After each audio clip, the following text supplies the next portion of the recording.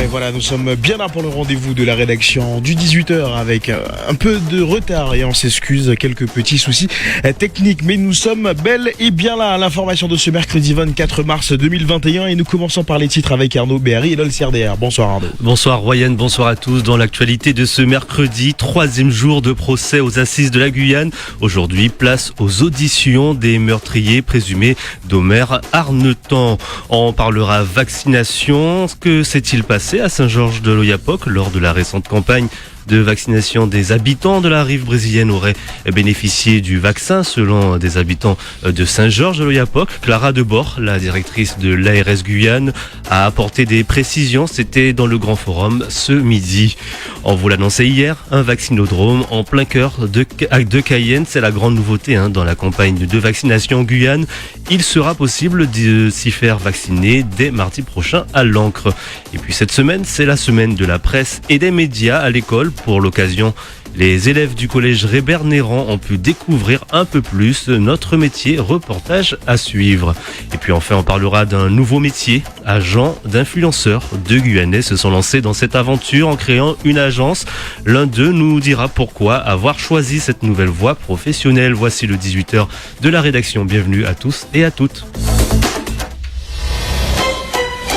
Et je vous rappelle que le 18h de la rédaction est en diffusion sur le Facebook Live de Radio Pays. Vous le disiez en titre, jour 3 dans l'affaire du meurtre d'Omer Arnetan. C'était aujourd'hui le 3e et peut-être avant-dernier jour de ce procès qui a eu lieu aux assises de la Guyane depuis lundi.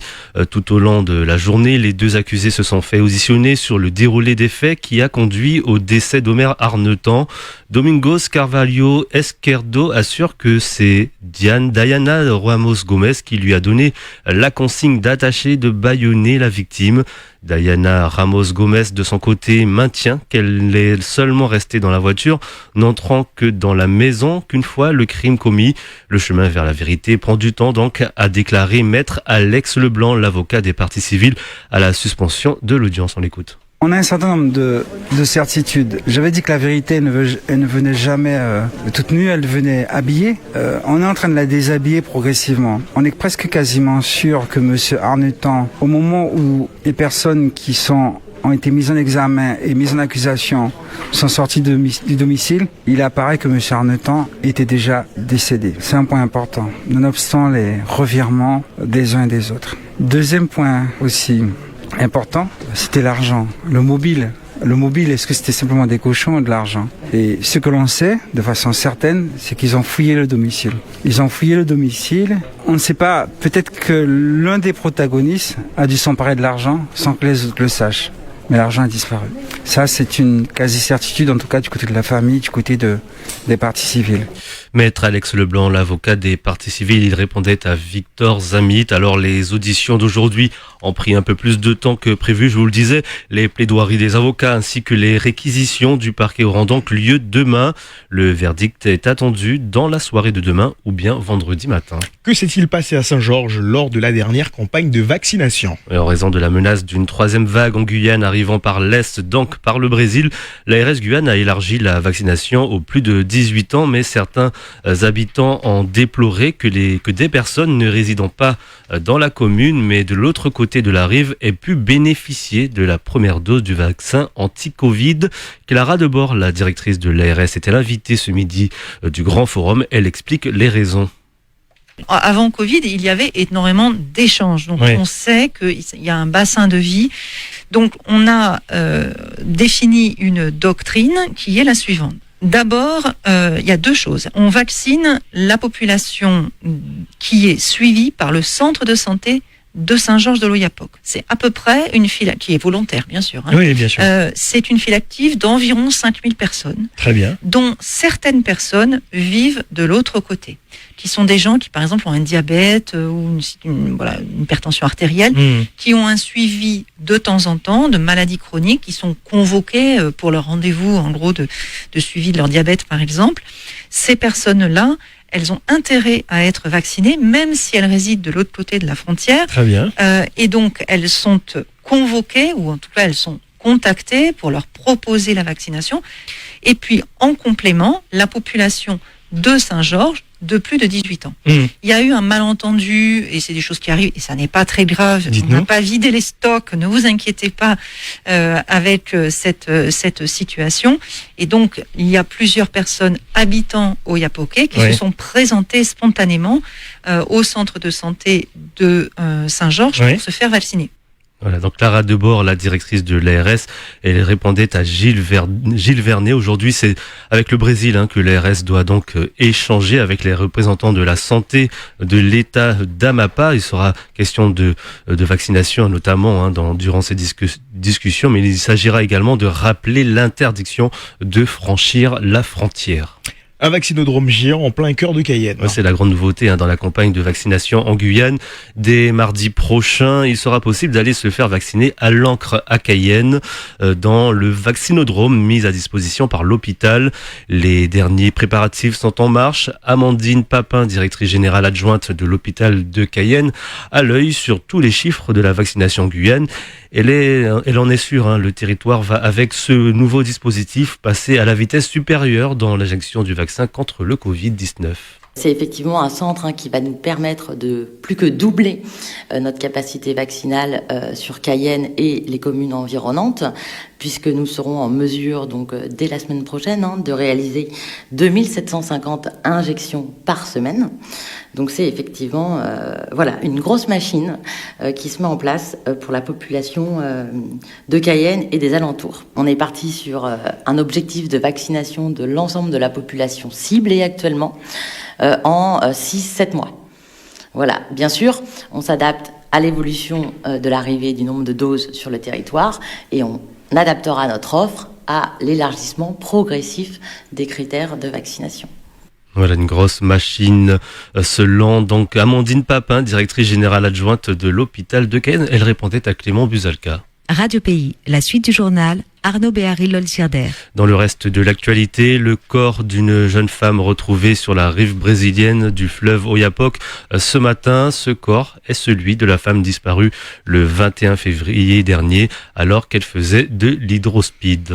La presse est à l'honneur dans les établissements scolaires de Guyane. Oui, à l'occasion de la semaine de la presse et des médias à l'école, tous les collèges, lycées et même des écoles de Guyane ont reçu un colis de journaux et magazines. Certains reçoivent également des journalistes et organisent des ateliers pour lutter contre les fake news. C'est le cas par exemple hier au collège Rébert-Néran de Rémy-Armanjoli. Reportage de Clément Buzalka. Pendant 2 jours, les élèves d'une classe de 4e du collège se sont mis dans la peau de journalistes télé, mais aussi de créateurs de fausses informations. Les élèves ont pour mission de réaliser un premier reportage et ensuite d'en réaliser un deuxième où ils travestissent le sens de ce premier reportage et réaliser un deuxième reportage mensonger. Nicolas Widner-Papin est le directeur du réseau Canopé qui organise cet atelier. Pas question ici de faire des jeunes des faussaires. Tous dans la classe ont bien conscience de l'exercice et quand ils visionnent les 2 reportages, ils distinguent tout à fait le vrai du faux. On a pris les images vraies, on a terminé des phrases pour pouvoir faire dire aux gens ce que nous, on voudrait qu'ils disent. Donc on a fait un peu un arrangement. Ça m'a appris que tout ce qu'on voit dans les réseaux, c'est peut-être faux ou peut-être vrai. Donc il faut toujours aller vérifier avant de repartager ce que tu as vu. Car le but de ce programme, c'est d'inciter les élèves à se poser des questions, à vérifier les sources, les informations, notamment quand ils surfent sur Internet. Les élèves s'informent beaucoup par les réseaux sociaux, ont un peu délaissé les médias traditionnels et donc il faut recréer un climat de confiance et même pas qu'avec les jeunes, avec toute la population et ça c'est très très important. Valériane Gouban est journaliste et chargée de l'éducation aux médias au Clémy de Guyane. C'est elle qui a mis sur pied cet atelier, un exercice de création et d'analyse critique de l'information. Ils sont beaucoup plus réceptifs à ce genre d'atelier qu'un seul message de prévention parce que là ils ont fait. Ils ont été acteurs pendant les 2 matinées et ils se sont vraiment rendus compte par eux-mêmes. C'est pas nous qui sommes arrivés avec un message à leur transmettre un petit peu, mais c'est surtout eux qui se sont rendus compte du message au fur et à mesure que l'atelier avançait. De nouvelles interventions dans les classes sont prévues dans les prochains jours, mais les jeunes ne seront pas les seuls à être formés à débusquer les fake news. Ces ateliers seront bientôt présentés à des professeurs, mais également en prison la semaine prochaine. Le reportage de Clément Buzalka est noté que la rédaction de Radio Pays participe aussi à cette semaine de la presse à l'école. Nos journalistes proposent des ateliers dans plusieurs établissements de Guyane et sur plusieurs communes du territoire. Être influenceur est désormais un métier à part entière. Et oui, ce sont des stars du web et des réseaux sociaux. Ils peuvent être youtubeurs, blogueurs ou encore instagrammeurs et chacun a sa spécialité. Alors face à la montée de ces nouvelles stars, de nouveaux métiers se sont créés comme les agents d'influenceurs. En Guyane, 2 jeunes se sont lancés il y a une semaine dans cette spécialité en créant The Palm Agency. Pourquoi avoir choisi de devenir agent d'influenceur? Réponse de Lucille Mate, elle est cofondatrice de The Palm Agency. Ça faisait déjà pour ma part quelques années que je travaillais déjà dans le milieu de l'influence, de par le fait que je m'occupais déjà de quelques influenceurs avant même la création de l'agence. Et ce qui s'est passé, c'est que notre dernier séjour a un peu révélé le fait qu'il y avait vraiment un manque de structure et d'accompagnement des influenceurs en Guyane, mais aussi on va dire tous les influenceurs ultramarins dans la globalité. Donc du coup, par rapport à ça, on a réfléchi, on s'est dit pourquoi pas lancer directement une agence. Étant nous-mêmes guyanais et étant aussi assez au courant de ce qui se passe, on s'est dit qu'on pouvait être plus à même de répondre aux demandes et aux besoins justement des entreprises, mais aussi des influenceurs qui se trouvent en Guyane et ailleurs. Lucille Mate, cofondatrice de The Palm Agency, elle répondait à Edmé Doudi. Et on termine ce journal avec plusieurs belles actions dans des lycées en Guyane. Oui, on parle de cette belle action des élèves du lycée Melchior Garé en CAP Production Service en Restauration. Ils ont participé à la semaine des écoles hôtelières.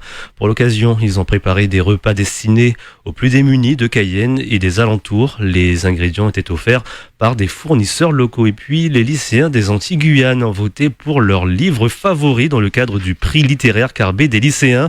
Et c'est le roman La jupe de mon fils de la Guadeloupéenne Michel Gargare qui remporte le prix. Il traite de l'acceptation très difficile de l'homosexualité dans la société antillaise. Merci beaucoup Arnaud Berry, le CRDR. Le prochain point de l'information, ça sera demain dans les matinales dès 5h avec Florian Royer. Le retour d'Edmé Doudi à 13h. Quant à vous, vous êtes là à 18h. Merci, une très belle soirée à l'écoute de Radio Pays.